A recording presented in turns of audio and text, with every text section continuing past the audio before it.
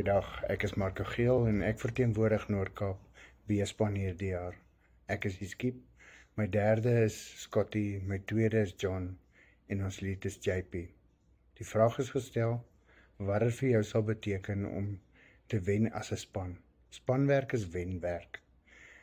So om almal se kulture in ag te neem, persoonlikhede, en jy gaan vir 'n week en jy druk dit na een kant toe en werk as 'n span saam, beteken dit is wen. Wen is nie altyd alles nie, maar om dit te geniet ook en as 'n span saam te werk, is alreeds gewen. Baie sterkte aan al die ander distrikte, mooi bly. Alright.